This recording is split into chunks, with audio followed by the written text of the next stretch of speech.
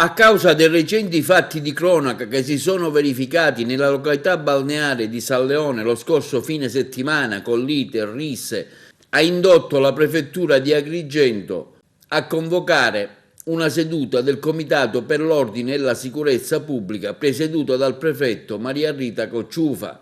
insieme con il sindaco di Agrigento, il commissario straordinario del Libero Consorzio e con le forze dell'ordine al fine di affrontare il tema dei controlli nella località estiva sanleonina interessata in questi ultimi giorni da episodi di risse e abuso di alcol tra i giovanissimi. Un'esamina delle varie problematiche che determinano situazioni di criticità per l'ordine pubblico a San Leone sono stati quello dell'eccessiva congestione del traffico veicolare, appesantito soprattutto dalla presenza di persone e di giovani che si riversa da ogni parte della provincia presso la località balneare, l'uso incontrollato di alcol da parte degli avventori dei numerosi locali della zona e l'eccessiva concentrazione di popolazione giovanile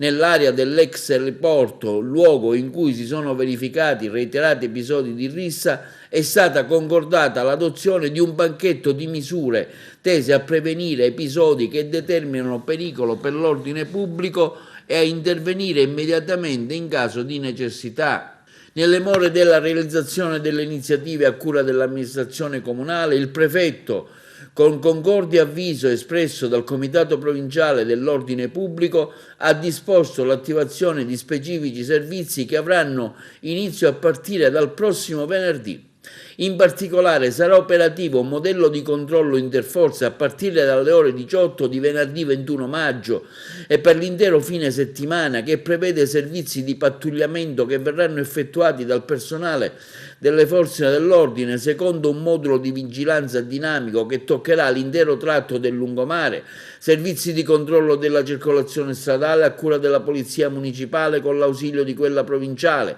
anche al fine di regolamentare la sosta dei veicoli. Una particolare attenzione sarà riservata al rispetto del divieto di somministrazione di alcolici e bevande in vetro, al rispetto degli orari di chiusura degli esercizi attraverso mirati controlli che saranno svolti da personale specializzato delle forze di polizia, in particolare il NAS dei Carabinieri, la squadra di polizia amministrativa della Polizia di Stato, del personale della Guardia di Finanza. Il lungomare Falcone Borsellino verrà interdetto al traffico veicolare dalle ore 18 alle ore 24 del venerdì, del sabato e della domenica, dal tratto compreso tra l'Acqua Selsa e il piazzale Giglia. È stata altresì prevista la presenza lungo le arterie stradali di accesso alla località balneare di San Leone delle pattuglie della polizia stradale che, munite di adeguata strumentazione a eseguire gli esami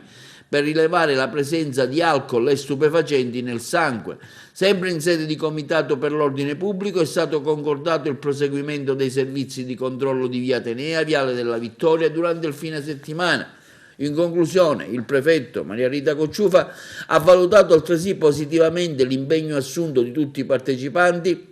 e ha tenuto a precisare che all'esito dei controlli di questo fine settimana costituirà il primo e vero proprio test per un'estate che si annuncia più libera a seguito delle nuove disposizioni governative, ma che richiederà anche molto impegno e responsabilità, soprattutto dei giovani. Si valuterà, continua il prefetto, se mantenere il servizio così come è strutturato o modificarlo in senso ancora più stringente.